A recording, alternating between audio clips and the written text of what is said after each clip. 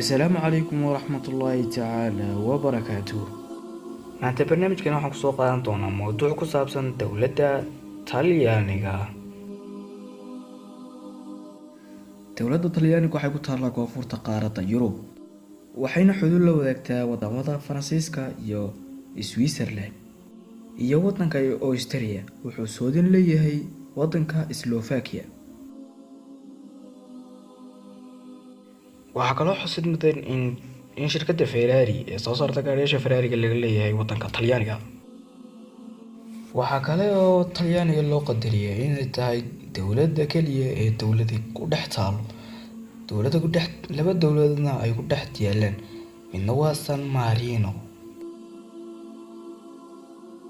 takalena waa dowlad yar oo ku dhex taala dalka Talyaaniga oo ilaa dhowr mitir ah, waxaana loo yaqaanaa magaceeda Vatican. taariikhdii iyo xadaaradii faca weynaa ee Talyaaniga ka talin jiray. Talyaanigu wuxuu leeyahay taariikh soo jireen oo soo taxnay kumanaan sano ka hor. Talyaanigu wuxuu leeyahay dhismayaal qadiimi ah sida laga arko dhismayaashii hore ee laga tagay, waxaana dhismayaashaas dhisay roomaankii hore iyo xadaarado kale oo fac weyn. bal in yar nagala daawo dhismayaasha qadiimiga ah ee ay dhiseen xadaaradii faca weynaa ee ka soo talin jiray Talyaaniga.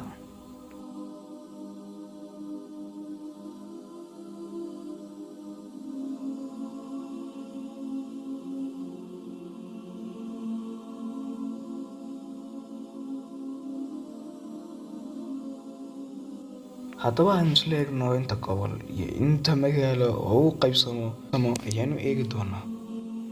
magaalada koobaad waa Roma, regionkiisuna waa Laki, inta ku noolna waxa weeyaan 2,540,982 qof.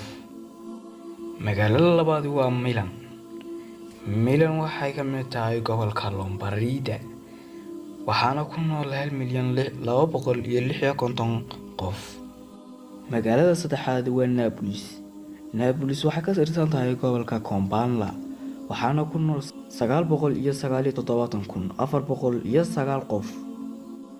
magaalada afraad waa magaalada Turin waxay ka tirsan tahay gobolka Piedmont, waxaana ku nool 290,252 qof.